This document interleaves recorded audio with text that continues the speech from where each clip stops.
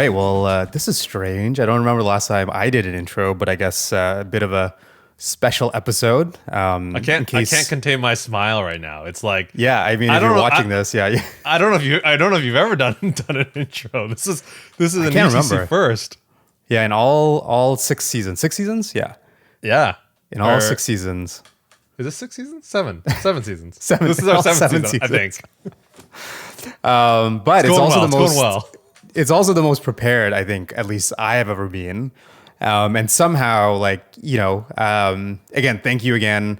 I think Deanna for really getting the request in and kicking off the kind of the ball on this. But we took that seriously, and I have a bunch of stuff prepared, and I know like 2 people like wrote in some suggested topics or questions.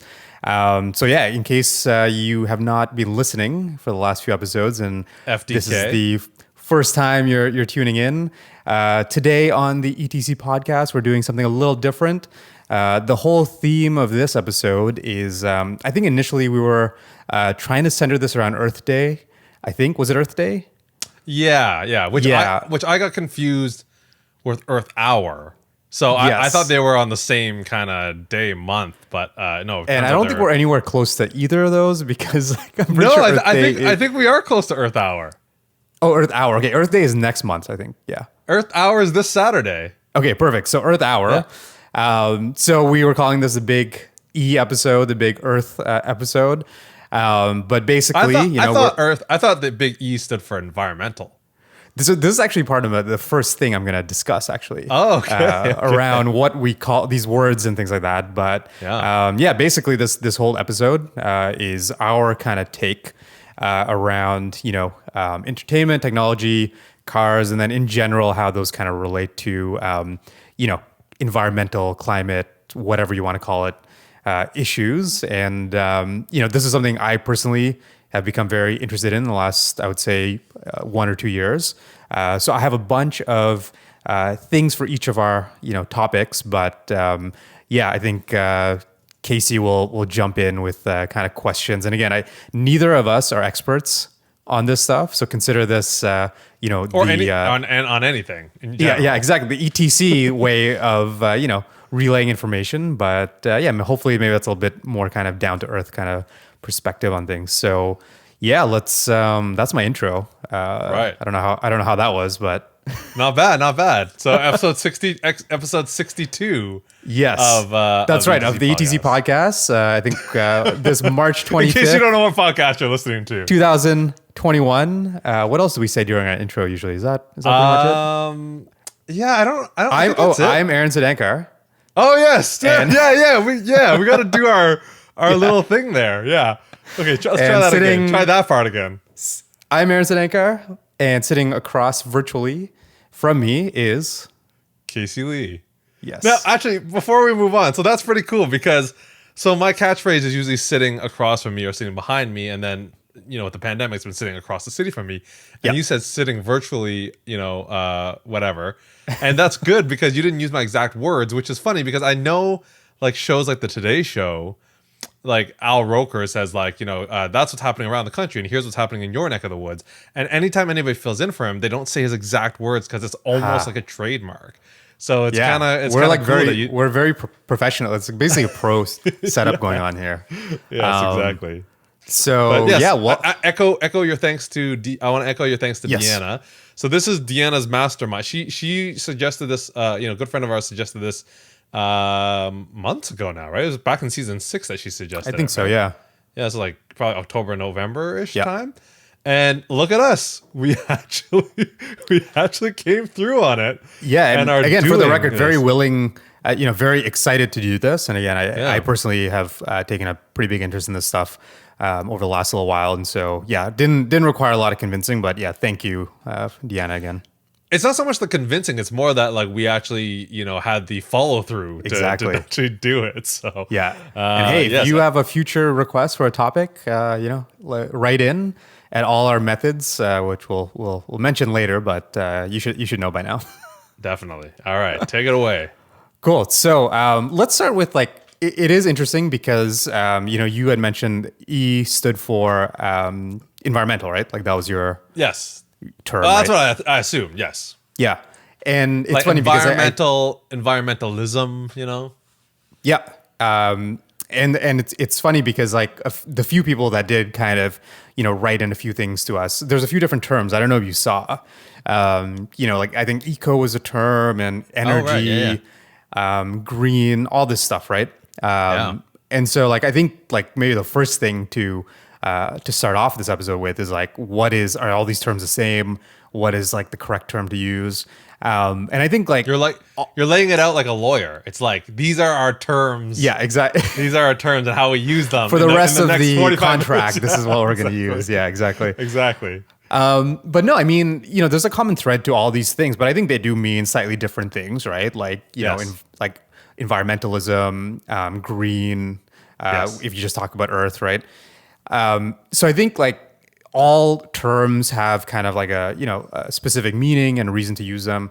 I want to throw out there, and this seems to be kind of what the general consensus is at now to kind of contain all these terms. But it seems like kind of the umbrella term to all this is sustainability, and the reason that is the term is because again, these are human-made words, right? Like humans are making up these words, and ultimately what it comes down to is the reason why environmentalism exists and everything around green technology is so that we as humans can continue living right Yeah. on the planet Yeah. indefinitely, and that's a sustainable thing, right? Yes. And there's many different ways to look at it. So obviously there's like the ecological side of it, where it's like, hey, we got to protect wildlife and ecosystems, right? Because if we don't, that affects us and also the planet we're living on. That's so funny because, like, Yeah. okay, so it's really weird thinking of, like, I'm just kind of, there's a lot of things going through my head as you're talking here about those words because, like, I find, like, even right there, like eco, right? Like, so it's weird because these words seem like kind of like, if you kind of take them out of context, they're just like sustainable doesn't seem to mean anything by itself, but Yep. like, well, sorry, it does mean something by itself, but I mean, it doesn't seem to imply, the preservation of life by Yeah. itself, but like a sustainable life or sustainable resources, right? And then even eco, like there, I was thinking eco, like when you like are on eco mode on your car or whatever, which is It actually says that, helpful. right? I think it like ECO, a lot of Yeah, vehicles and have that mode, I right? interpreted that as like the economical use of energy. Yep. Right. Yep. So like, but you just brought up an interesting like ecological, Yeah. and also ecosystem, which Yeah. is not really the economical use of energy, right? But I guess they're all related. But both which is are really kind cool. of connected, right? In Yeah, totally, loosely, totally. yeah. Yeah. So I mean, okay, this is good. So yeah, I mean, I actually I'm interested to see how you kind of interpret this stuff too. But again, sustainability is a much broader kind of umbrella term, and you're right that by itself, sustainability, it's not the direct thing, right? Because it's not like sustainability can mean many different things. But Yeah. I think the reason why it is the overarching kind of like term to put towards all this stuff is, again, no matter what angle you're looking at, right? Whether it's your own actions, right, in terms of like, hey, do you recycle and whatnot, or like the electrical grid, or what big companies and like oil and fossil fuels, like again, long term, the only reason any of this matters is because again, we want to make sure that we continue living, right, Yep. on this planet, and again, until we find another planet that we can live on, this is our only kind of option. But to do that in a way that again doesn't make it worse for ourselves, but also the world around us, right? Because those things are pretty connected, right? Like Yeah. example is if climate goes crazy, right? That not only impacts the environment and the wildlife and whatnot, it impacts us as well, right? Like if our cities start flooding and things like that. So so sustainability, at least from what I've seen, seems to be the really umbrella term that covers like whether you're talking about wildlife preservation or what's happening with climate and things like that. So yeah, that's what I'll throw out. That the very first thing I'll probably call everything sustainability, or something about sustainability around whether it's environment or technology or whatnot.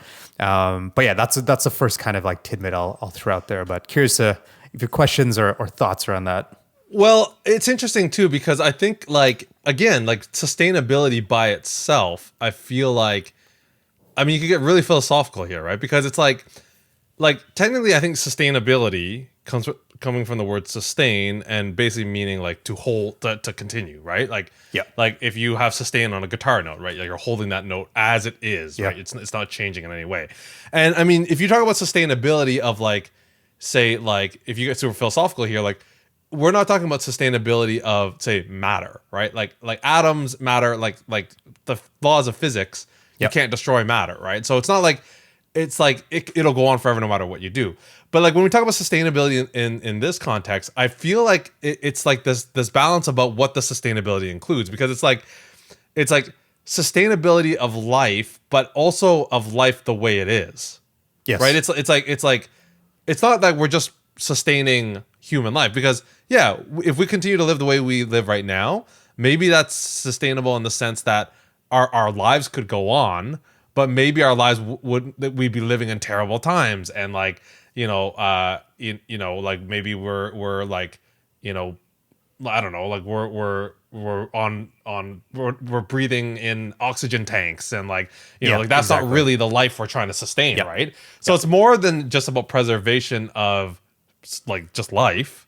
I feel like it's preservation of life and life the way it is today. Like it includes Yep. that it includes that lifestyle bit, which I never really thought about, right? And Exactly. if you think about like a lot of environmentalism, I think they get a lot of flack a little bit from like, oh, you guys want us to live so stingily and all this stuff Yeah. like that. Well, it's not so much that. It's this balance of we want to live that way so that we can continue to live a good life, Yep. right? So Exactly. Yeah. Anyways, That's, I mean, that's exactly it. And again, like there's a lot of examples of this, right?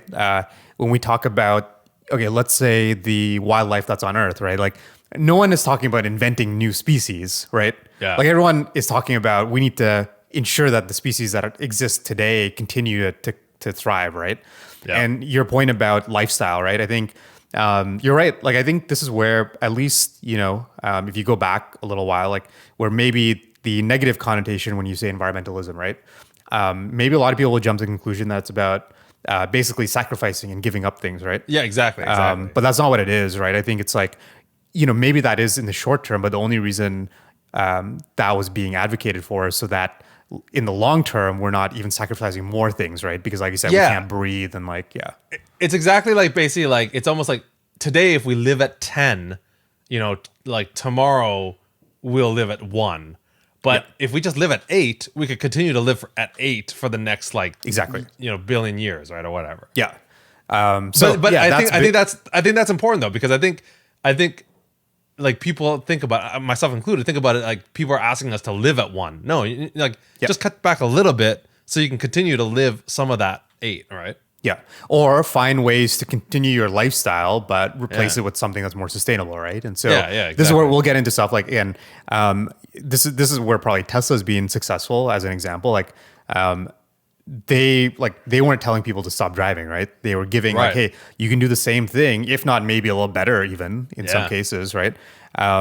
But we're going to give you an alternative that's more sustainable, right? You can Yeah. keep doing this, right? So, Yeah. cool. So I think that's like the first kind of intro piece that I want to bring up is this concept of sustainability because that's something that I learned along the way that again like really kind of helped frame a lot of this stuff. Yeah. And we're coming to a close here on the no, I'm kidding. Yeah, exactly. That's it. That's all I got. That's it. But I mean, I think that getting into it, like this, if you think about, okay, if there are so many kind of things under this umbrella of sustainability, right? Yeah. I think like the one question I had when I started looking at this stuff is like, well, what actually matters, right?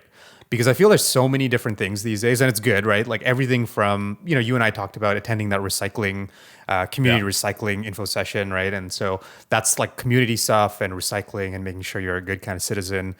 But then there's also a lot of stuff on everyone like pretty much agrees like climate change is a thing, right? And that's something that you're hearing a lot about, and so there's a lot of different things under the sustainability umbrella. And so I was kind of asking the question like, well, what actually matters, right?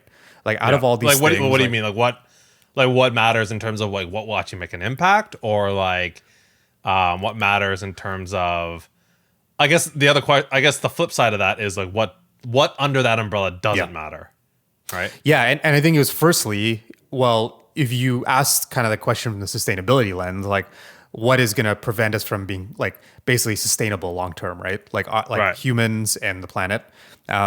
Before even talking about like what you can do to solve it, what is kind of the biggest like threat, I guess, to sustainability. Right. And so I think, and this is like, I'm not going to say this like as a very surprising thing, but basically right now it comes down to climate change, and it is interesting because if you look back, like this has kind of changed over time. Like in terms of what the most important and visible like sustainability issue has been, that's changed over time. And like, this is a little bit before our time, but like if you go back 40, 50 years, like, there's been various kind of sustainability crises, right? Like I think in the 70s or 80s, like air pollution was a real thing. And so there's a lot of smog, and a lot of big cities actually had air like quality problems, right? Where you Right. just couldn't breathe. There's like acid rain, which sounds crazy today, right? Like you and I would never like know of this and experience Yeah. it, right? And so like that back then was a pretty big thing. And also in around that same era, like there was a lot of and even before that, a lot of discoveries in terms of what things are bad. Like you might have heard of people having like houses with asbestos, right? And Yeah. basically that's like super bad. But at some point in time, that was a completely normal thing, right? Like Yeah, totally. people built houses with that. And Well, so our high school had it. Like we yeah, had that's to, right. Probably built Yeah. like 67 years ago when it Yeah. was, fine, right? Because So it was like a fire. It was a fire retardant or something like that, right? what's that? Yeah, yeah, it was that's like right. it was like a fire retardant, right? Like Yeah, exactly. So again, for a very good cause, right? Like Yeah. to prevent or slow down fires. But at some point they discovered it was a hazard, right? And so Yeah. these are just examples of like at any given time, those basically were sustainability issues, right? Because again, if you kept building with asbestos, like the rates of cancer would go up. If we Yeah. kept polluting like our air, right? Like that's long term not sustainable because Yeah. then humans just couldn't live, and rivers get polluted.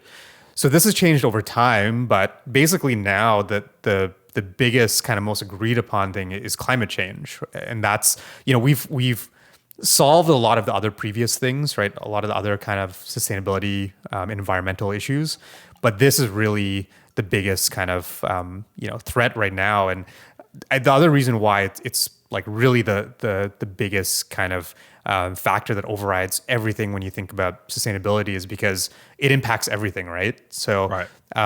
like I'll give just like a really kind of like brief overview if you haven't really dove into like, well, what is climate change and whatnot. Yeah. And so, what it comes down to is our atmosphere has certain gases in it. And again, the kind of like miracle of Earth is that somehow this environment has developed so that it's just warm enough, right, and just enough rain. And a big part of that is there's gases in the atmosphere that keep the Earth warm, basically, right? And so carbon dioxide is the most known one. It's like basically the primary gas in the atmosphere that keeps like the Earth warm by basically when sun enters the atmosphere, it traps some of that instead of going back out into space. And so for basically millions of years, it's kind of done this. And I think since the last ice age, it's been pretty steady. Like basically our climate and stuff is being in a bit of a balance. But essentially since the Industrial Revolution and really ramping up over the last 50, 60 years, humans have been putting a lot more carbon dioxide into the air because usually carbon dioxide is emitted through natural sources. When a tree dies in the woods, like it will emit some carbon dioxide, right? But it's a very slow kind of natural process. But carbon exists in pretty much everything, and the biggest kind of source of carbon that humans use are any sort of fossil fuel, right?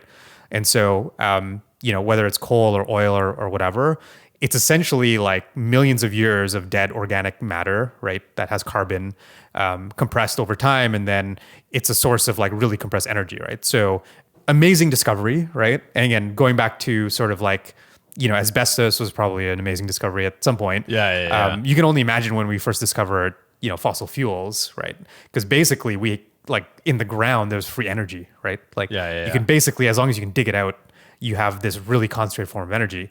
But the issue is when you burn it, a lot of the carbon that's contained in it basically gets into the atmosphere. And so Right. the kind of natural balance of carbon in the atmosphere went from pretty steady being, kind of balanced by natural events to humans now putting more and more carbon in the atmosphere. And so what that has caused basically is, again, this gas that, it is a good thing. If we didn't have carbon Okay, dioxide sorry, in the atmosphere. hold on there. So the carbon itself, is it that over the, again, this kind of goes back to my kind of, conservation of matter. Yeah.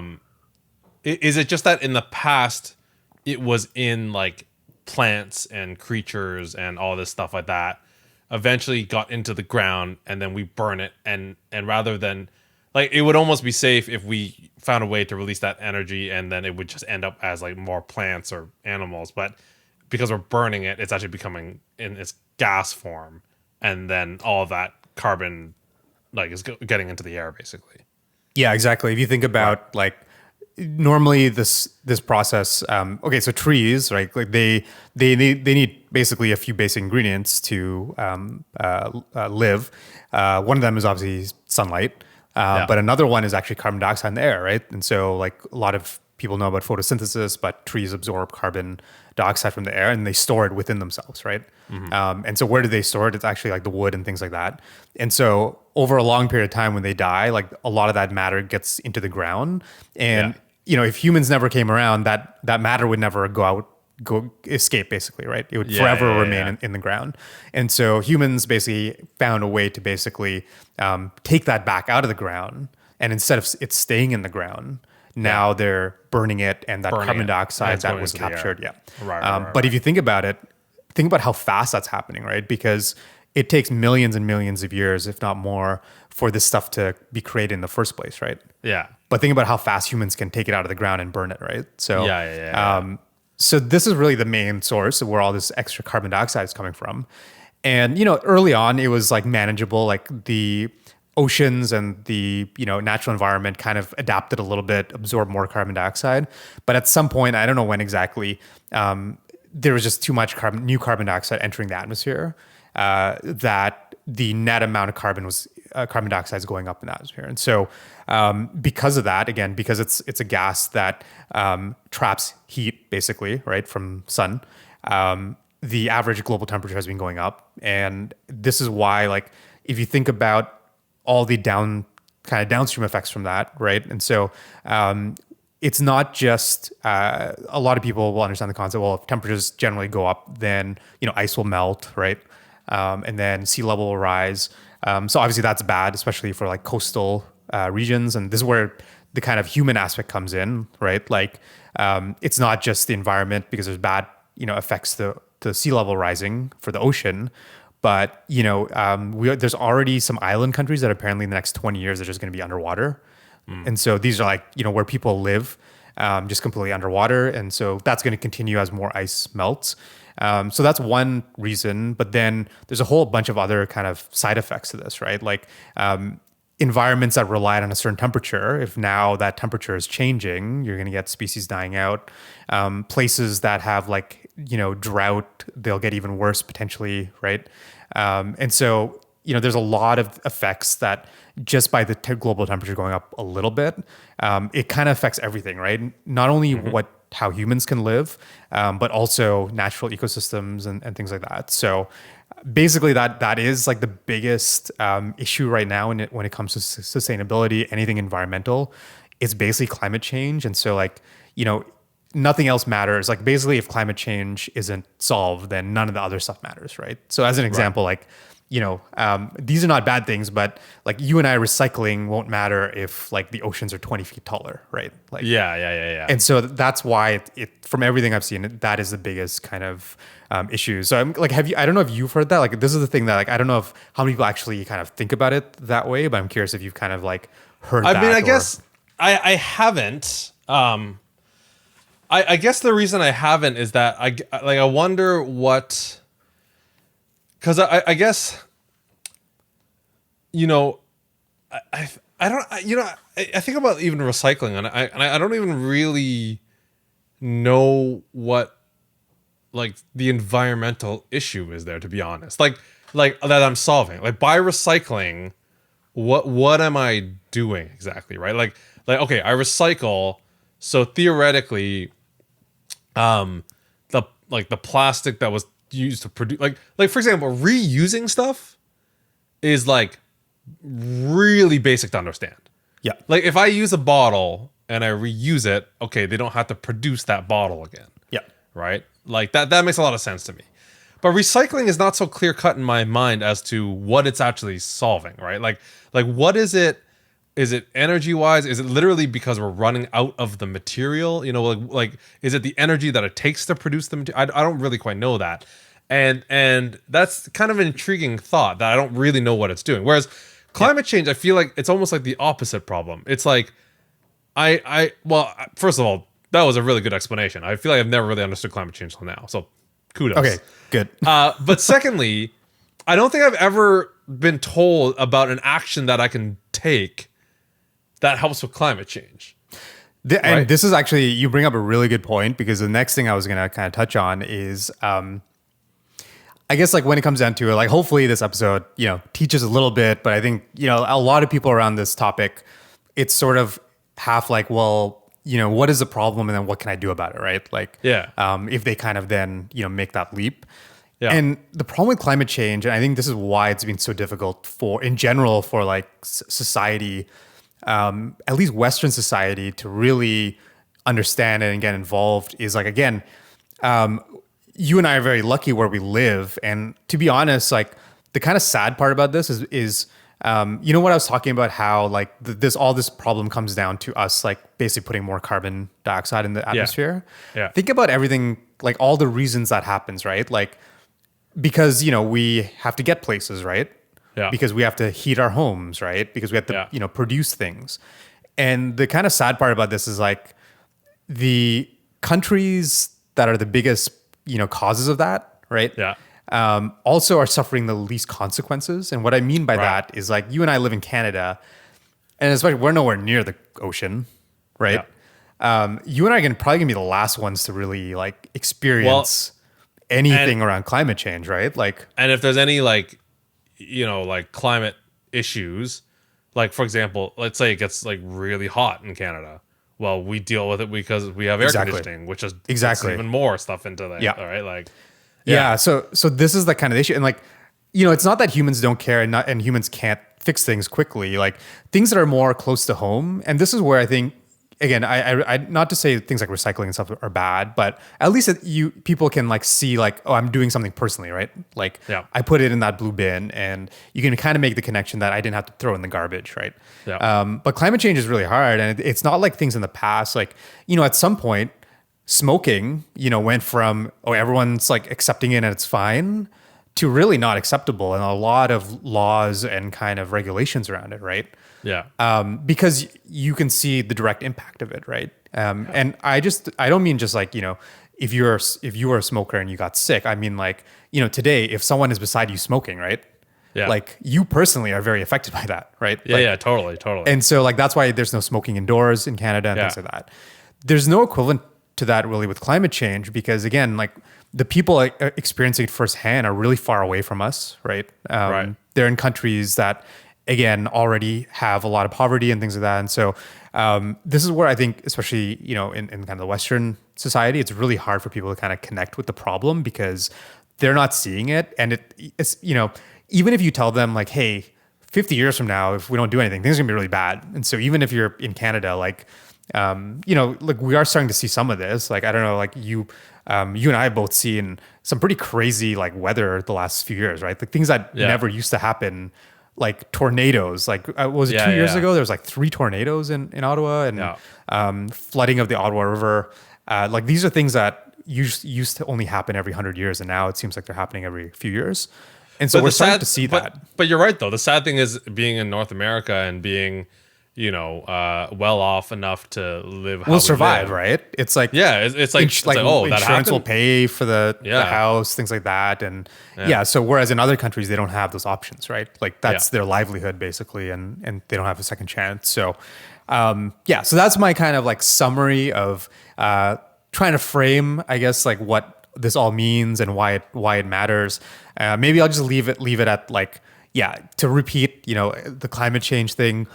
No matter where you live in the world, like it's basically agreed upon, like 97% of scientists that the effects are going to be bad if we basically don't eliminate our carbon dioxide emissions. And even us in Canada, right? Like within 50 to 100 years, it's not just our local environment, but think about where we get a lot of things from, right? Like our food.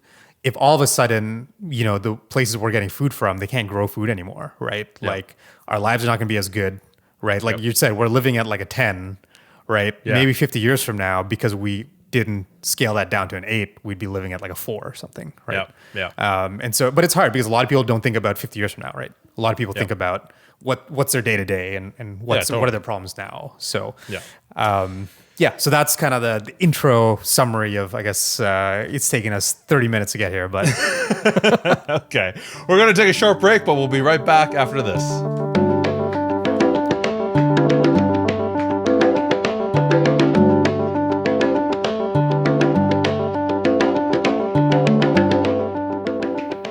And we are back. Welcome back to episode 62 of the ETC podcast, the Big E episode. But before we get back into the Big E, we're going to take a short break, a short detour, just to address some correspondence that we've been getting. So we're going to start off with some unrelated, un-E stuff. So the un-E stuff, we just had a couple YouTube comments. So we have episode 57, our good friend Andrea, avid listener and dedicated fan. She was commenting on episode 57, so she's a little bit behind there. But dedicated fans. We should be careful about criticizing what little fans we have. yeah, exactly. Watch as slow as you want. Yeah, exactly. Take your time. Great episode! Double exclamation mark. As you, now, to be fair, she pointed it out. So great episode! Double exclamation mark. As you can see, ... I'm running a little behind this season. Period. Colon. Right parenthesis. So thanks, Andrea, for commenting. We always love your engagement, and we love, the fandomship that you give us. We really appreciate that. So episode 57, thanks so much. And we have a comment from our good friend Dylan. And now I say good friend. I mean, I don't think I've ever met him, but he knows you, and he's good friend with me. I think. Yeah. Hopefully. we'll see. But he's actually left. It's weird because I feel like I think he left the comment and then may delete it and then re-added it because we got 2 notifications of pretty much the exact same. But we'll pretend he left 2 comments for us. So this was on episode 61. He's referring to a time code, and as prepared as I am right now bringing up these emails, I wasn't prepared enough to go to that time code and see what the heck we were talking about. So let's see if we can reverse engineer it. So at 2351. This is episode 61, so that's the last episode. So we should be able to figure it out a little bit. Yes. Last episode, 2351. From our good friend Dylan, I find myself devaluing voice assistants over time. The more I use them, the more I lean on the same handful of albums and playlists. I need the visual cue of scrolling through my music library to listen to a wider variety of music, which I ultimately enjoy more. This was HomePod, the HomePod, I think, right? I think. Right. Yeah, Siri exactly. Good call. So handoff experience is the only thing I actually care about beyond audio quality. So you're right. The discontinuation of the HomePod and do we really care about having a good virtual so that's the thing. I was saying I don't want to buy the HomePod because I don't want Siri. But he's saying basically voice assistants don't really matter. So really just care about handoff and audio quality, which ultimately the HomePod had. Which leads me to ask Dylan the question: do you own a HomePod, and is this why you're saying this? Anyways, thanks for writing in, Dylan. Yes, we really do appreciate again you listening, and we do appreciate everybody who listens. So really thank everybody. If you have your own questions, comments, or concerns, be sure to email us at podcast.etc@gmail.com or tweet at us at the ETC podcast. But now it's back to the Big E ETC podcast episode. Should we? So since we're on our listeners coming in, why don't we? I know we had some at least from one David Hamill, but why don't we get into that as a transition? Yeah, see, that sounded organic. But it turns out I just forgot what Aaron had told me. Aaron's like, yeah, you should bring that up during that thing. Okay, yes. So I want to first apologize to Brody. He did post some do your things, but unfortunately this is a big E episode. So we're not going to dedicate any time to do your thing tonight. If you want us to talk about it next week though, retweet it then. or something. Yeah. Get our attention. You know what really is not good about the Apple old school mouse? I'm amazed, just as a sidebar here, I'm amazed you're still using that. That is like, does it actually have is that like a ball mouse? Or yeah, it's the one. Yeah, it's the one with the little ball on the top. Yeah. So you know what's awful about this besides everything? No, to be honest, I don't mind it that much. I actually think it's okay. It just happens to be the mouse that I've connected to this. What's not so great is when the scroll wheel fails on you, and as a result, you have no scroll bars, right?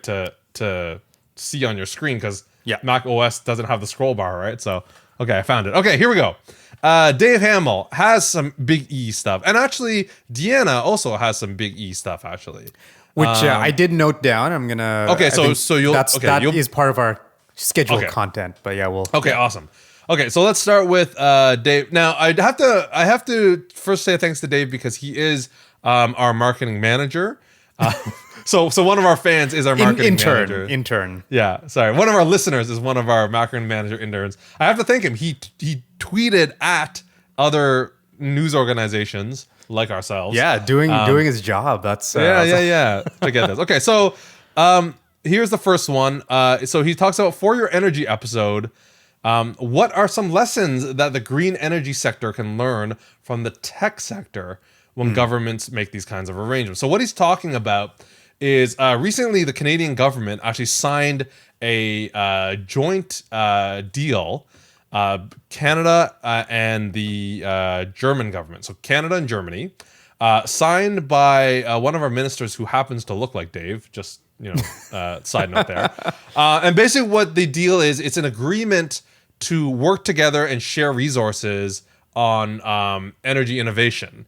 And I guess with an eye on hydrogen power specifically. And there's been some positive response to this. I think Joe Biden's guy, is it John Kerry, I think maybe. So John Kerry was apparently like pretty supportive, saying, "Oh, it's great to see kind of creative solutions," and I hope they are more than just creative solutions because that can sometimes be a euphemism for something that won't go anywhere. Right. But yeah, so the question is like when governments make these deals between something like Canada and Germany, what can the green energy sector learn from the tech sector? And I feel like this is something we actually are kind of qualified to talk about because if it's one thing that I am very proud of the industry that I work in, being tech and software, is that I think we actually have some very good lessons that can be learned from the rest of the world. Now, that being said, what are your thoughts? What do you think the green sector can learn from the tech sector?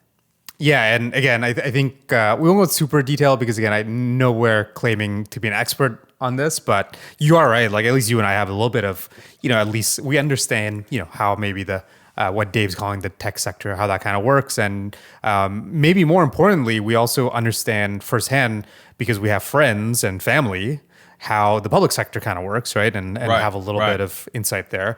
I mean, I think, I think only thing I can really say here is going back to like, again, climate change, it being like basically the thing we got to figure out.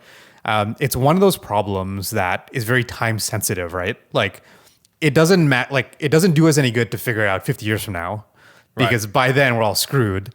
So it's very time sensitive. And I think the only thing I'll say here is I think the big thing to take from the tech industry is everything in tech is so time sensitive, right? Like, I'm not just talking about how fast technology moves, but like, you and I know you can't afford, like if you're running a business in technology, you can't afford not to do something for a year, right? Otherwise you're dead. Yeah. Like your business goes out of business, right? And so I think that's probably the biggest lesson is, it's good to see the government doing these things, but it's almost like they're treating it like one too slowly, but maybe like not with the urgency where like, no, this is a problem where you really got to front load all that work really soon because it's a survivability thing. And if you don't, then it doesn't matter if you get it right 20 years from now, right? Like, Yeah. so I think that's probably the biggest lesson is like technology moves very fast out of necessity, right? I'm not even talking about, again, like the fact there's a new iPhone every year. I'm talking about literally your business will not exist if you don't move very quickly. Well, I think the other big thing that's like exactly related to that is like, like people may hear, oh, you have to get your thing out or else you're dead in the water. Yeah. And they might assume it's because competition will rush in. Well, not so much because of that, because I think one of the things that the tech sector is really good at is this whole like not coming up with a perfect plan and just moving forward, right? And getting feedback, right? Yep. So if and I am starting to see some progressive moves in this in government, right? And call it what you will, like fail fast, Scrum, MVP, whatever. But the idea of like not kind of being in a room with a bunch of minds and thinking you have to solve this perfectly in a year or two. Like get something that's just like even if no one agrees on it, just get it, move forward. Yeah. And then see what happens and base your decisions on the data that comes back, right? Yeah. Rather than trying to assume all these things in a room. So I think those processes can definitely be applied to something like this, especially something like this where I don't think anybody really knows what the answer is, right? Yeah, but I mean, there's lots of ideas, and you're right. Yeah. Like, you just got to try a lot of ideas, right, and see what works, see what doesn't work. So yeah, I don't know if that was the response Dave was looking for, but that's that's the ETC response. He has another question. I think he had another tweet, right? He does actually, and this one includes the National Post. So last one included CBC News. This one includes National Post. So National Post wrote an article that I have to imagine the only reason I had a lot of trouble reading was because I'm not a member of National Post, because I could not figure out for the life of me how to read this article. I clicked on it, and I was like, "Wait, is this video?" I couldn't figure it out. Like, could you read it? Did you figure it out? Yeah, but I mean, you're right. Maybe you're getting like I don't subscribe or anything, but were you just getting like a paywall or something? No, I didn't. But it could just be. You know how sometimes they give you like a free read or something. Right. So I went to it and I'm on it right now. And this is the one about making electric vehicles, right? Yes, and I'm still all I have is the headline, the picture, and comment section. Like I have no. So I can again, I skimmed it. I can try to paraphrase, I guess. Yes. I think it was an opinion piece, so it wasn't like it wasn't like factual news. Not to say it wasn't true, but it was kind of like I think asking the question, is kind of the rise of electric vehicles, like, is that an opportunity for Canada? Because there's a lot of factors, like we have some natural resources that's needed to create electric vehicles. And, like we've made vehicles before, for GM and things like that. And Ford, we have manufacturing. So it was kind of posing that question. And I forget what Dave asked exactly. I think. Exactly. Yeah. So the headline is Canada has the, quote, right ingredients to be the EV world leader. So like you said. Yeah. And Dave's question is at the ETC podcast for the environment episode, the big E episode, does EV present an opportunity for Canada to become an automotive powerhouse? The natural resources argument is persuasive, but what other ingredients are missing, if any?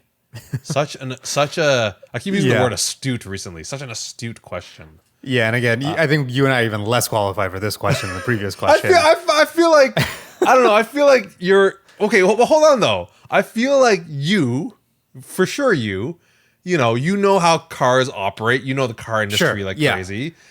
You live in Canada, right? Yeah. So I mean, I'm curious though. Yeah, I mean, and you followed Tesla's rise, and you followed, the supercharged highway and all this stuff like that. I don't even know what the natural resources argument. What is the natural resources argument for us to become EV powerhouse? Electric vehicles, the primary difference in terms of like what it's made of is batteries, right? Like, it needs batteries, and batteries are made out of certain minerals, right, and materials, right? And so like you're familiar with like lithium ion batteries. Well, that itself, like obviously there's a lot of lithium involved, right? And that's why it has that name. So we have some natural resources to make batteries, basically. I think that's the main thing. So yeah, I mean, on this topic, like what I do know about electric vehicles, at least today, is from a manufacturing standpoint, in terms of like you have to, get all the raw materials and parts and assemble them, right? There's not a whole lot that is fundamentally different than a normal car. And so, like even though batteries have to be made and things like that, you're just kind of replacing instead of, a combustion engine, you're sort of, getting the battery, assembling that and putting it together. There's obviously differences, but like, yeah, I'm not sure if like the way I'm looking at this is if anything, maybe Canada can play a role in where the batteries themselves are made, right? Yep. And kind of materials, but at the end of the day, like it doesn't really matter where these vehicles are made, right? And Yep. so like, I mean, you and I are Canadians, so obviously, I would love if Elon Musk opened a Tesla factory here, like that'd be cool, right? But okay, but hold on though. But what like okay, so like when to become an automotive powerhouse in the EV industry, like do you think Dave is like are we poised to be an like a powerhouse in the sense of like yeah, manufacturing and like I don't know the supply chain or whatever, or is it that we're poised to be an automotive powerhouse on like the consumer side in terms of like uptake and all that stuff? I'm assuming actually. That's good. Yeah, I was interpreting it more on the manufacturing side.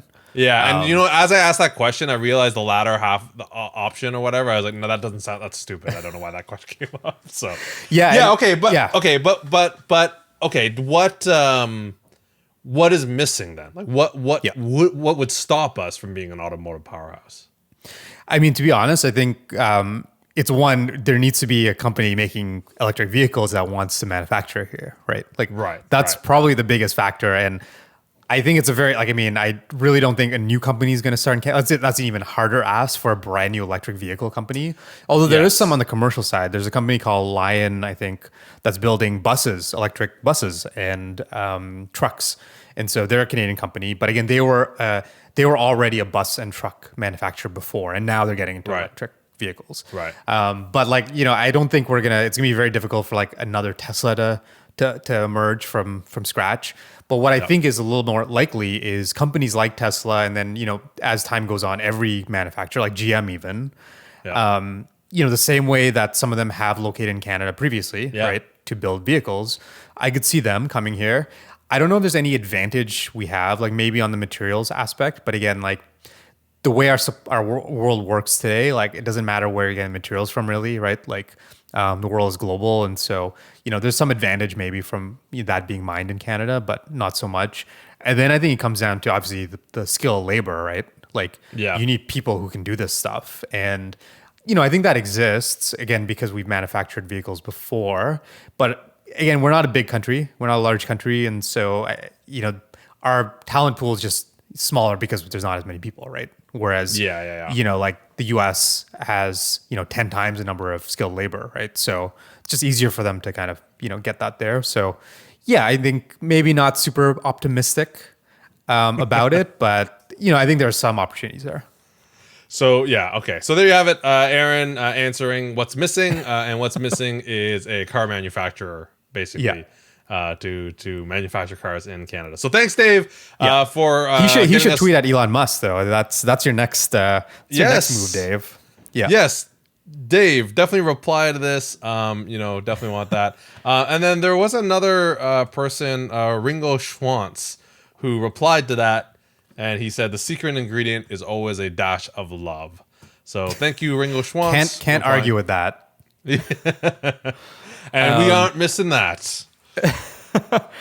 Cool. All right. Well, thanks, Dave. I don't know if those answers were satisfactory, but that was us doing our thing basically on your There questions. we go. But yeah, let's finally get into some E, T, and C around this because I did Booyah. prepare a few things. So yeah, interested to see too if you've heard of some of this stuff. But entertainment. Let's start with entertainment. And this one was tricky. It was like, okay, well, how, like, what in entertainment, is going to be meaningful or like around this topic. But actually, there's quite a lot. And so like there's been quite a few interesting documentaries. I don't know if you've watched any. I mean, the real OG one is An Inconvenient Truth. With Al Gore. I don't know. Have you ever watched that? I've watched it, and a friend of mine, probably like yeah, a long time ago. Yeah. And a friend of mine who I don't really discount what he's saying here. Despite its message, it was saying basically it was very much an Al Gore re-election campaign movie, like kind of propaganda. Which I mean, there are some critics of An Inconvenient Truth, and Yeah. I don't know what year that was, but like at this point, actually, some of the information, it's not that it's plain wrong. It's just, Yeah. again, we know a lot more now, right? Yeah, yeah, And yeah. So, but I mean, I think it is good to call out because I think it was, in our lifetimes, it was one of the first kind of, you can Totally. consider it entertainment. And the thing is with a lot of these documentaries is, again, they're documentaries, but they are. I'd say they still fall into the entertainment category because of the way Yeah. they're made, Yeah. right? They're entertaining to watch, right? It's not like Yeah. you're watching it just for the facts, right? So Yeah, totally.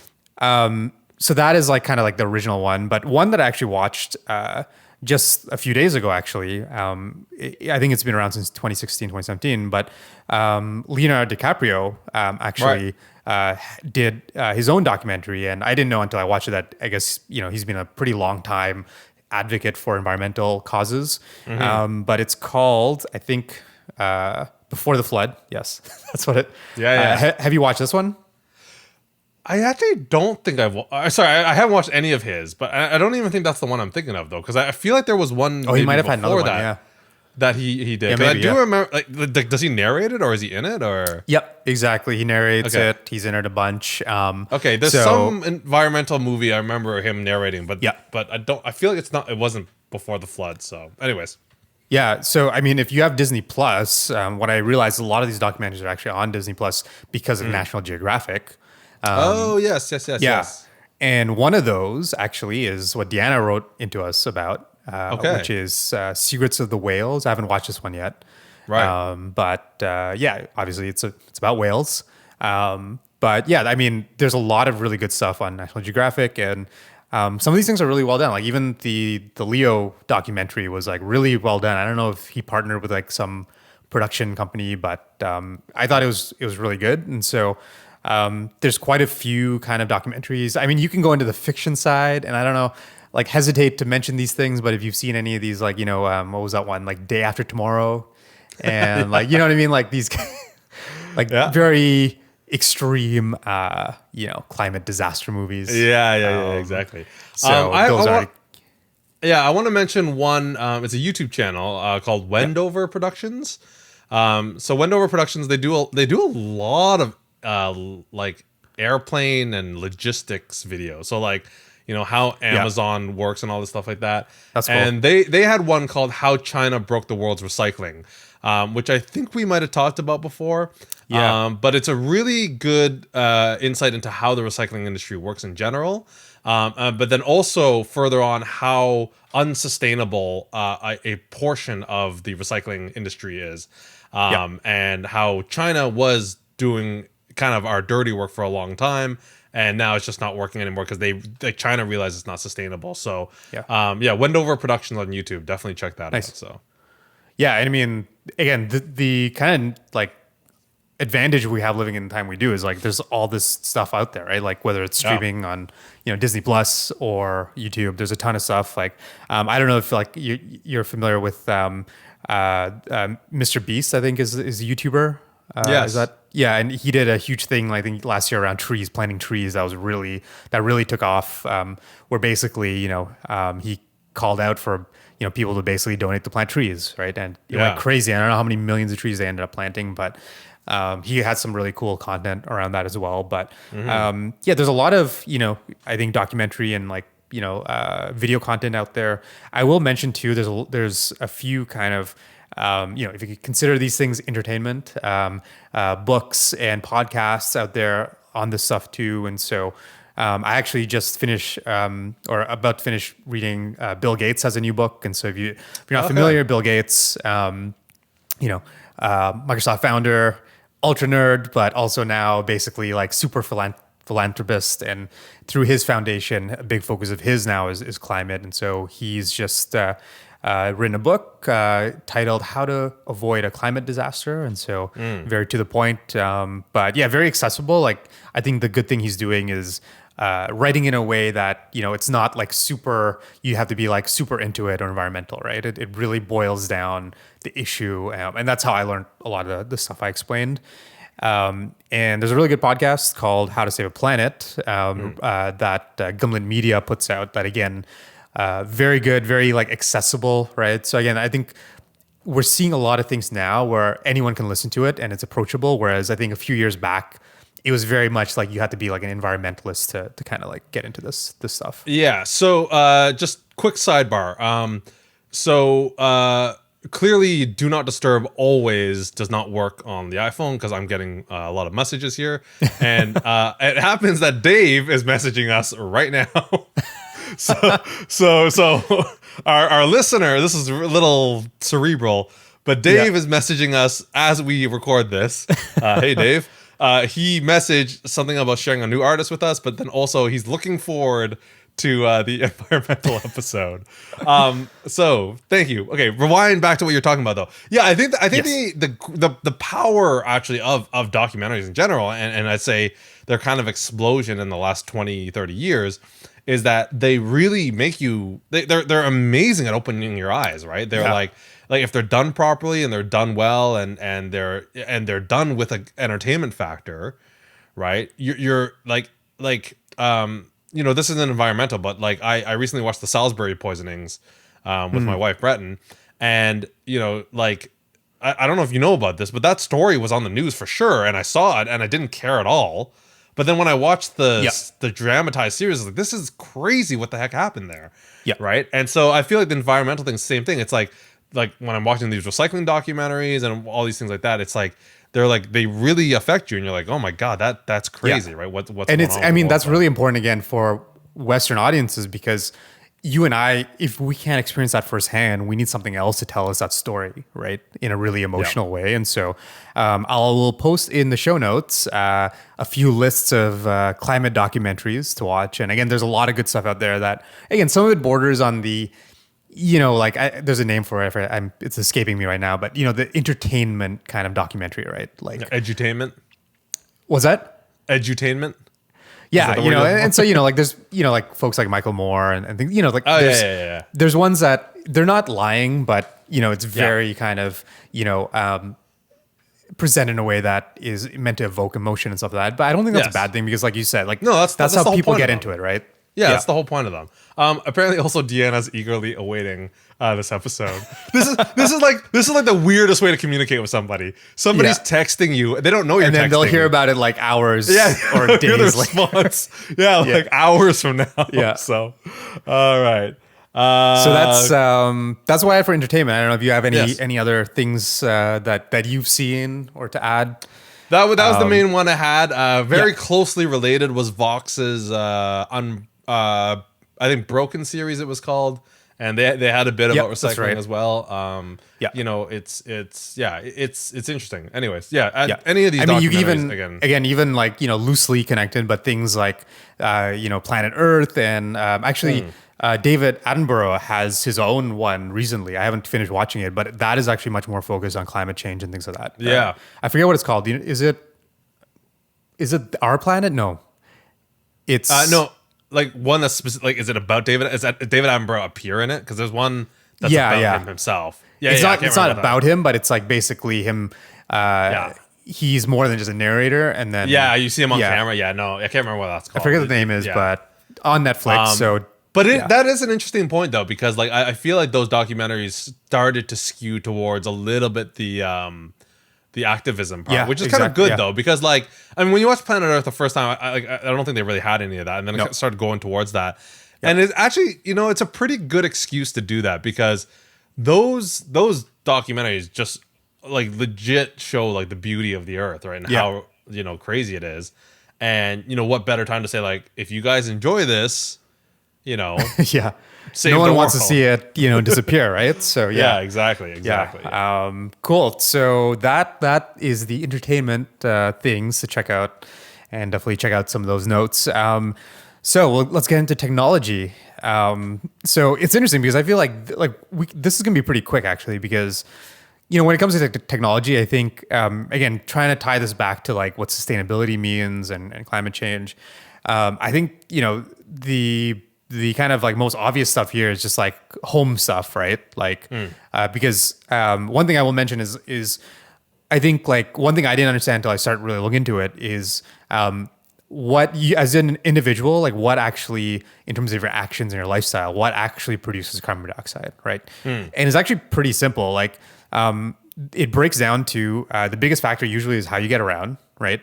And so, if driving, right? If you're driving a fossil fuel vehicle, the more you drive, the more carbon dioxide you're going to emit. And also flying is kind of crazy. And again, it's a very, like I said, like the people flying are not people in poverty, right? In countries that are getting affected, right? It's all the Western nations, but flying is a very big source of emissions. Just to put in things in perspective, something like one flight, round trip to flight to Europe is basically all the emissions you would have driving for like a year or two. Okay. So like, yeah, like flying on a plane is a big source. After that, it's how you heat your home. And so, unless you're heating it fully electric, a lot of homes, US, Canada, are heated by gas and things like that. And so that is a big source. And then third is actually what you eat. And so, again, people in North America eat a lot of meat and beef, especially. It produces a lot of emissions. And so I think it's something like if you eat a steak, it's equivalent to driving your vehicle like 1,000 kilometers or something. Oh, wow. Yeah. Is it because the processing and the transportation for that steak? No, For that so that's meat? part of it, but it's a cow itself. So here's the crazy part is, again, I learned this from Bill Gates' book that I didn't know.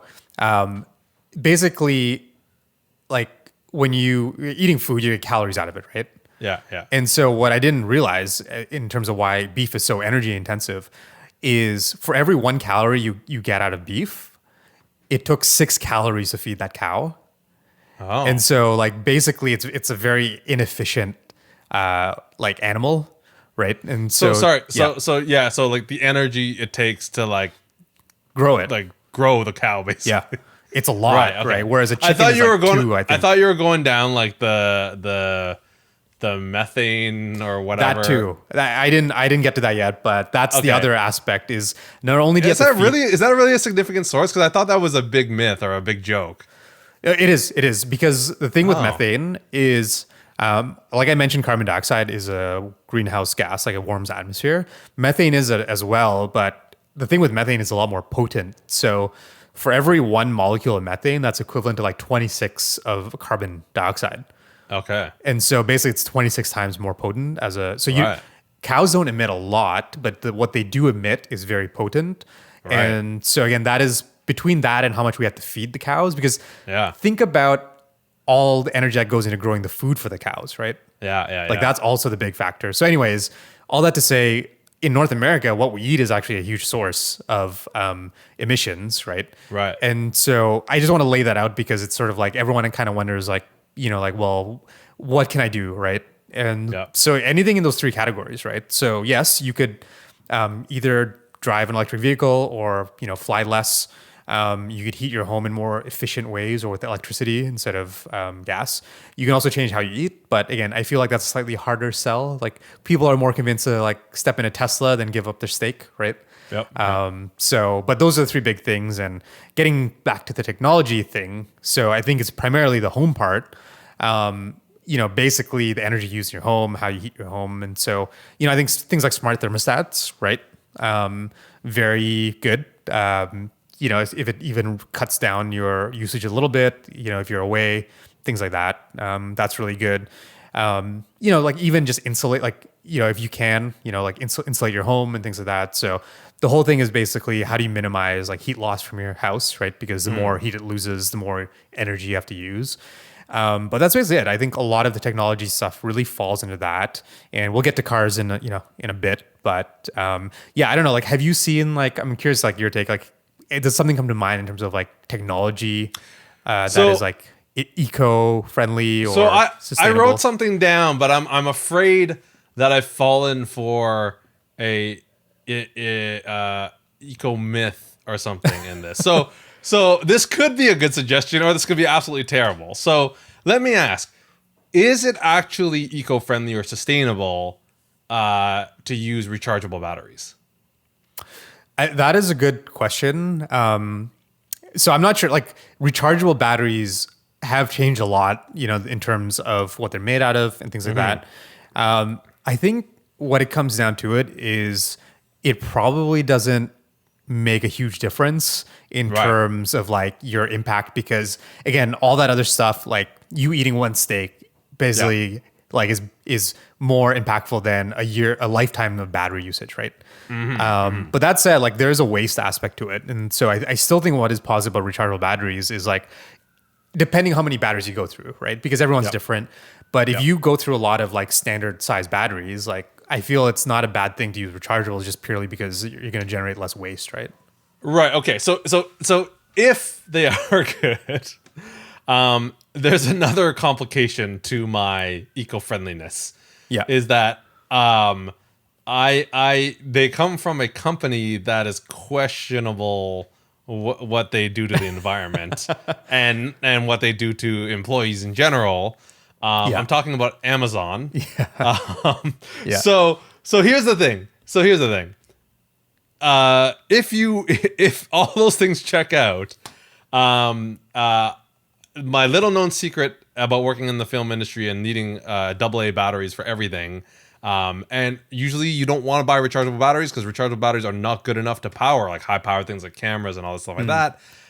Is that You still the want- case? Like even now? Like it's Well, this is the thing. Now they have these high capacity, low discharge, smart, okay. like not smart, but like rechargeable batteries, which Yeah. are things that can actually hold a very high charge that can actually power things like cameras and stuff like that. And not only that, and they'll hold their charge for like years. Right. You can like charge them once and then like put them in your closet and they'll last not years, I think like months though. Yeah. Way better than old. I think they're nickel metal hydride versus Okay. whatever the other one is, or I can't remember. But anyways, so I think it was like Samsung who famously made the Eneloops, which are one of the first ones that came out. But if you really want cheaper versions that are really good, and I can vouch for them, except when COVID hits and you have to leave them in your office for a long time and they seem to lose their charge. Amazon Basics makes these, and Okay. the key is to look for high capacity, and those will actually yeah. last you a long, long time, actually. So Yeah, if, I mean, if that's sustainable. yeah, it's a good question. Yeah, it's something I'm actually like I'm curious. Like, it's something I'm going to look into after. Is Yeah. like in terms of the materials used to create them, if there's a big Yep. difference or not. But it seems like less waste is good, right? Like, but yeah, I think in technology, I will mention one. There's a few neat things out there. Like, I've been trying out a search engine. I don't know if have you heard of Ecosia? It's like a search engine you can change like to your default on your computer and your phone. I don't think so, But actually. basically, there's a few alternative. Everyone knows Google and probably uses Google, but there's a few alternative search engines out there. So there's a search engine. I think they're based out of Europe, and their deal is basically they actually just use Bing, and so Bing is Microsoft's search engine, but they license it. And what they do is instead of being a for-profit business that uses ad revenues and stuff to grow like their software, they actually just plant trees. And so whatever ad revenue and search results revenue from search results they get, they put that towards planting trees. And I think it's something like every 40 searches you do, you get a tree planted for you. And so I basically switched over that as my default. And I think at this point I've had maybe like, I don't know, 10 trees planted or something, 10, 15 that's trees crazy. planted, which is kind of cool, right? Like Yeah. I didn't have to do anything other than just switch my search engine. So Yeah. that's something you can do. Disclaimer there, like there are still sometimes I switch over to Google because I can clearly tell like I'm not getting the results I want. Yeah. But it's not a big deal. And so check it out, Ecosia, I think .org. You can install like Chrome extension too that shows you how many trees that you planted. It's kind of neat. Yeah, I always But, love solutions like that. I like, again, like I watched a Volkswagen commercial recently that was like years ago where they put like piano keys on like a stairwell, and then a lot of people chose to walk up the stairs rather than Yeah. use the escalator or whatever. Because they're going up Yeah. anyways. It's like just a little ask, right? A little fun, yeah, exactly. So I feel like that kind of stuff. I really think those kind of, like, to be honest, like I think my interest in sustainability is more the intriguing problem solving. Yeah. then like unfortunately then the Yeah. live my life Yeah. aspect of it, so Yeah, but there's a lot of cool stuff happening out there. Like I think, we all buy things, and so I think a big thing that people worry about now or starting to worry about is, I'm buying all this stuff online, right? And it has to come to me, it has to get shipped to me, delivered.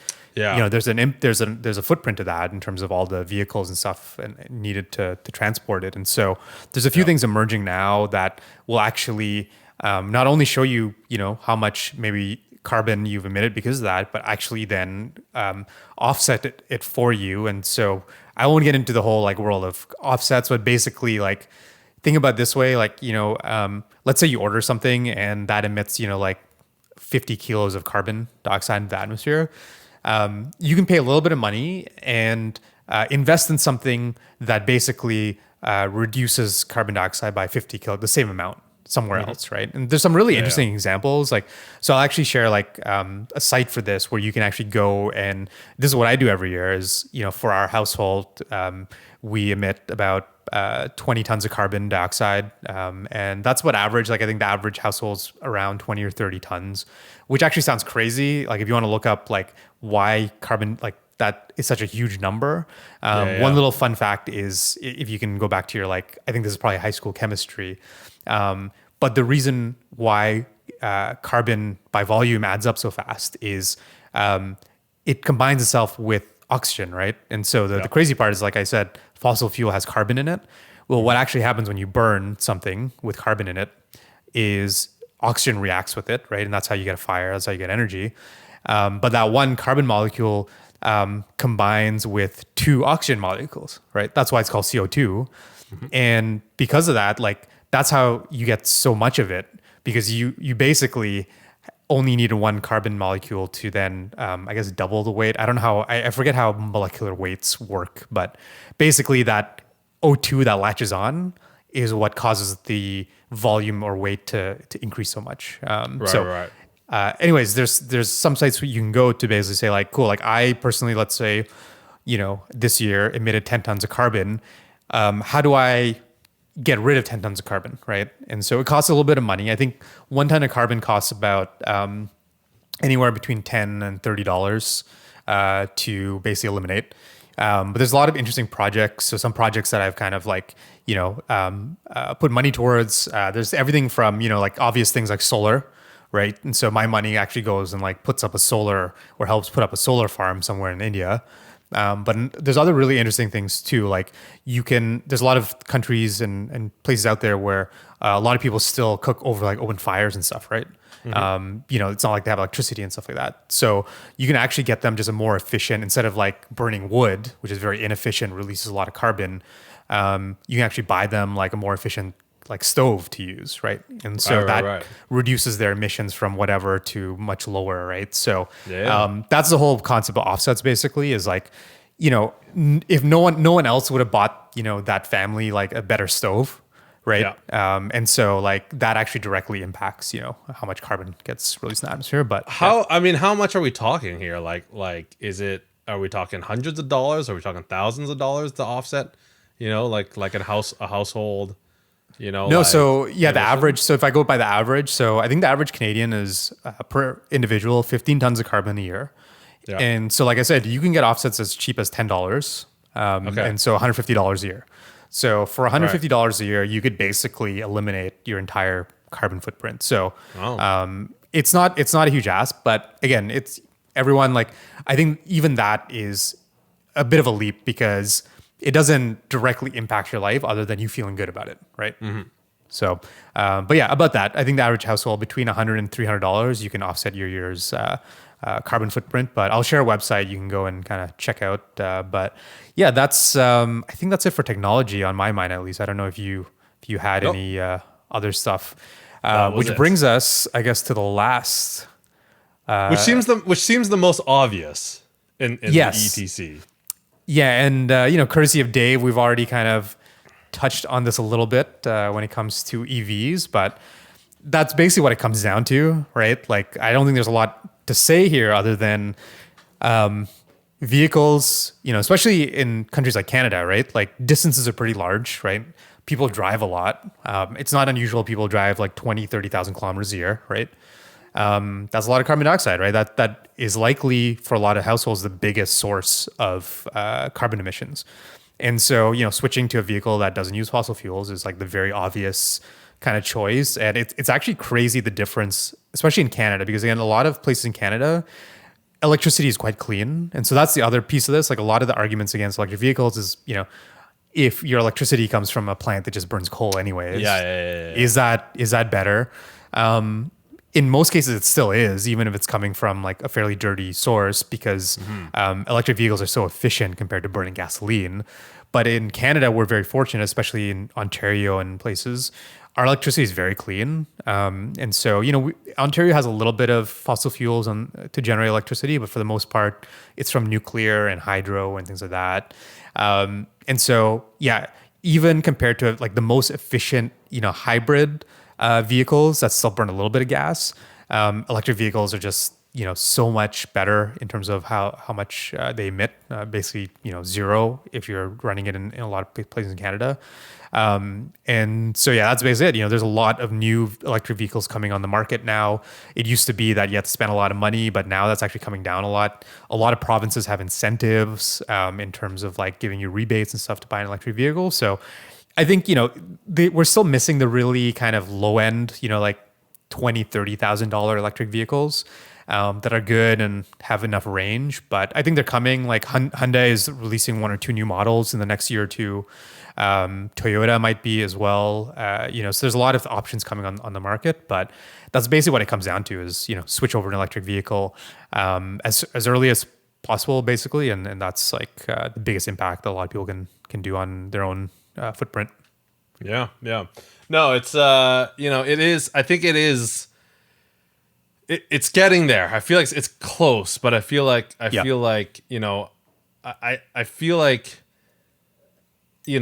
just the infrastructure is almost there and the range is almost there, right? Because you're right. In Canada, we do a lot of driving and we do a lot of long distance driving, right? And definitely. there's still that like.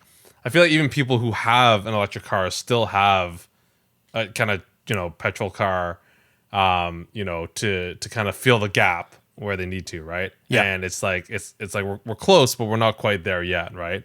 Yeah. And then the price is the other thing, right? It's like it's even though cost of ownership is so low, you still see that kind of initial cost, and it's like, wow, this feels a lot more expensive, right? Yeah. So there's that kind of perception and mass adoption. But I am excited to see like like the Model 3 and the i4. Like that's literally what I have written down here is the BMW i4. Yeah. And that's their first because they've had other fully electric vehicles, but yeah, this seems like BMW's first it's a legitimate like longer range, full size electric vehicle, right? Yeah, exactly. And something that's a bit more mass market, right? Like and so I feel like we're close. We're close. Yeah. But yeah, it's you gotta hand it to Tesla for it's again like it's like the piano thing, right? It's like Tesla didn't just make an electric vehicle to replace your I keep saying petrol, but I feel like I'm very influenced by the UK pronunciation. I mean, it's not a wrong thing, but yeah, it's a regional thing, definitely. Yeah. But Tesla made it so that their electric car is better than your gasoline car, right? Yeah, or at least it's offering something new, right? So you're right. I mean, gasoline cars can't offer, right? Yeah, so it's like you might want the Tesla like I want a Tesla not because of the fact that it's electric. It's almost like the fact that it's electric is a nice side benefit to everything else that it offers, right? So which is a big story really with a lot of this, climate environmental stuff is it's going to be really slow going. Basically, again, because there's a time sensitivity to this, right? Like we have to solve it sooner rather than later. We can't rely on just this naturally happening because it's going to take too long, right? I mean, cars is a good example. Like they last a long time, right? Like you don't just get rid of a car if it's still good, right? Even if you want like an electric vehicle. And so for this to happen quickly, there's really only two ways. One, the government has to incentivize, right? So the government has to make it cheaper, make it better, right? Mandate it basically, like, make maybe gasoline more expensive. So that's one way, but that's kind of this, that's a bit of like the government can only have so many like carrots and sticks to use, right?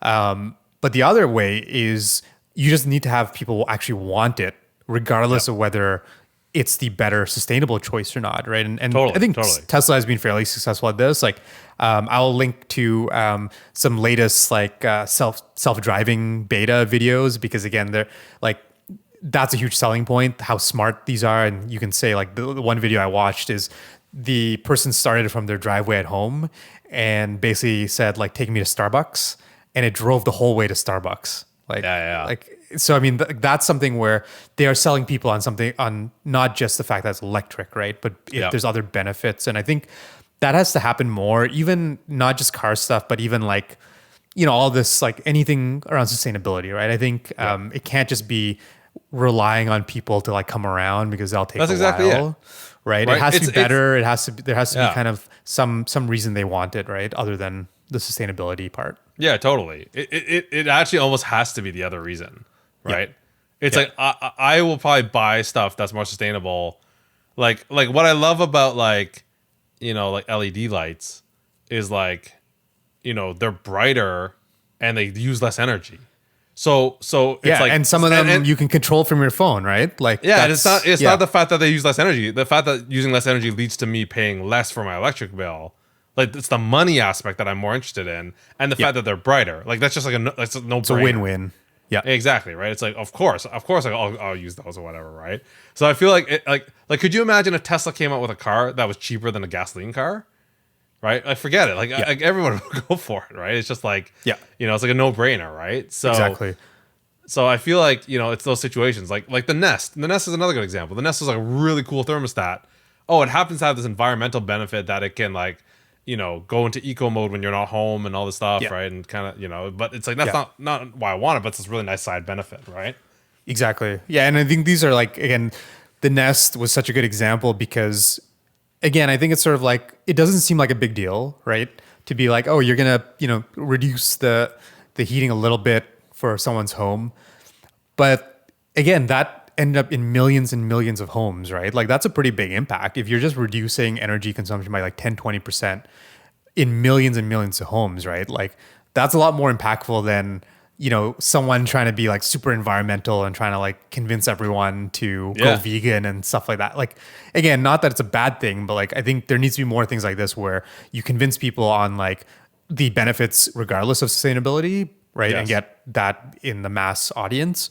But then it inherently also has some benefit for sustainability. So I think more stuff like that, and that's really where I think there are some benefits. Again, even with the home stuff, like if you're in an older home or whatever, like if you better insulate it, like it's nice because you're warmer, right? Like so it's a win-win. So there's stuff like that. I think anything you can do, I think that's probably where you want to start, right? Like again, like. I'm a huge Tesla fan, and not just because again it's electric, but like it's a great product, right? And so you'll be happy, right? If you step in one, right? And like smart thermostats like Nest, Ecobee, I recommend everyone to get it because like obviously it reduces energy consumption, but it's a great experience, right? It's so much better than a traditional thermostat. So there's a lot of good products out there that will make your life better just in general, and also help the environment. And I think that's the thing, right? It's like.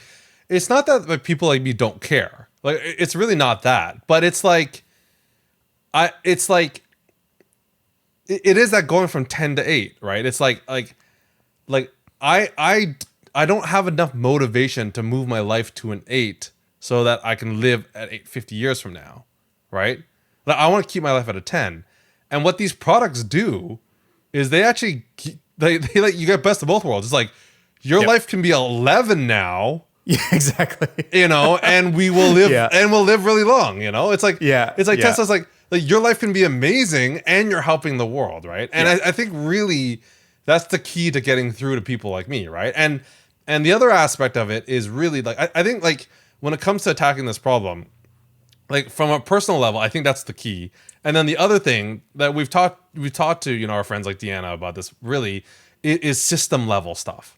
Right. Where it's like you said, like government, like stuff where it's like just, I mean, if it would, like, if I was going to be charged, $100 every hour that I drive a gasoline car versus an electric car, of course I'll do it. Exactly. Right? Like if the law kicked in, to actually do that, then I think that's the other major change that's going to happen, right? Yeah. So. Yeah, and again, there's a great episode on that podcast I mentioned, How to Save a Planet, on basically this, right? Like, how much do your individual actions matter, right? Versus, system level stuff, because it's pretty easy for people to say, like, I mentioned that 15 tons of carbon. Well, like, that's such a minuscule amount in the grand scheme of things, right? Yeah. And so a lot of people will say, like, well, what does it matter if I drive a car, right? It's such a tiny dent. Like, that's the oil companies and stuff. Like, they're the actual problem, right? But again, it's like there's a lot to be said around. And again, I think this is where, going back to Tesla example, the best form of Tesla advertising was Tesla's on the road, right? Right. And so many people I know actually bought a Tesla after they like basically know someone who has a Tesla and then like checked it out. Yeah. And so like I think there's a lot to be said around like, individual actions maybe alone don't matter, but it's this whole thing around like, anything like this, if someone else sees you doing it, right, you're setting an example, and like there's a lot of benefit to that, right? And if they kind of see that guy, and that even levels up to like government, right? Like, unless people ask for these things and politicians see that it's really important, like they're not going to change. But as soon as they do, right, like if they're hearing a lot like their constituents like talk about electric vehicles and everything, like now it's going to be something that they care about and bring up, right? So I think there's a lot to be said in like, it's a fine line. You don't want to be that person that's like, like running around, like basically bashing everyone over their head with environmentalism. But driving a nice Tesla, like that's a nice, like, again, you benefit and other people see that, and so there's a aspect of like, just, that kind of rubbing off on other people. Yeah. All right. Cool. So I think that's pretty much it. I mean, I think this is like basically turned into a double fat episode. It is. It basically at is this a double point, fat but I think it episode. deserved, there's a lot of content to cover. And again, very sort of like, again, I'm just relaying everything I've learned, and, I no way an expert, but I think maybe the call out here is just like, get interested in this stuff and go learn about stuff. So I'll post a whole bunch of kind of links, and, if any of this is interesting to you, then go check it out, and go buy Teslas. Buy a Tesla. And exactly. I have a referral code. Take too. home message. Take home message. Yeah, exactly. I have an affiliate code if you want. Exactly. But I think that's about it. I think we can wrap it up on this pre-Earth Hour episode. So this weekend, I don't know what you do for Earth Hour. Do you like turn off? Is that the one where you turn off your lights, or? Yeah, you turn off your power, right? Okay. Yeah. You don't turn off your power, but like effectively, just go to your breaker box and flip all the switches. Exactly. Shut everything down. Yeah, exactly. Yeah.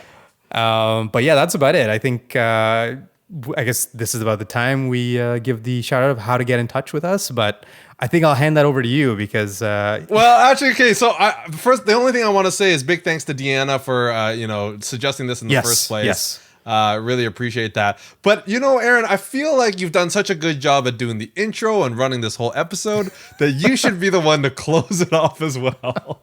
I'm going to give this from memory. Let's see how much. Just as a little bit of an experiment. Let's see how this goes. Yeah. So this has been the ETC podcast on this March 25th, 2021. If you want to get in touch with us, and we'd love to hear everything you thought about this stuff, and if you have any follow-up questions, I mean, I feel like we could do another episode, or at least answer some questions if folks have it. But you can check us out. There's an Anchor FM website. I don't know what the URL is, but it's on Anchor FM. Granted, it's a complicated URL. Yes. But again, if you have found us, you're probably on some device where you can kind of see that. Our YouTube channel as well, great place to get in touch with us. It's the ETC podcast, right? On YouTube. You search it, and you'll find Search it. Well, actually, no, you won't even. You have to search like the ETC podcast and our names to find it. Okay. Twitter as well, probably same situation, the ETC podcast, but you have to get the URL exactly correct. Am I missing anything? I mean, we have an email, right? Yep. What is the email? Podcast.etc@gmail.com. There you go. You can leave us a voice message also on the Anchor site as well. And yeah, I think that's about it. We're on all your podcast things. Apple. Are we on Spotify? We are on Spotify. Yeah, Spotify. So we're a big deal.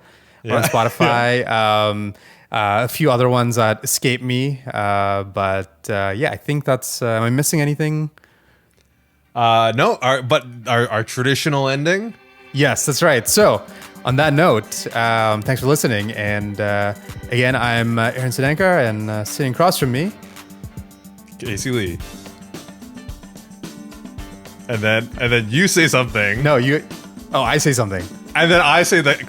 So usually I say, my name is Casey Lee, and then you say, I'm Aaron Sedenkar, and then I say something like, see you next week, and then you say the last word. So you have to say one more thing. Around. Yes. So we'll try that one more time.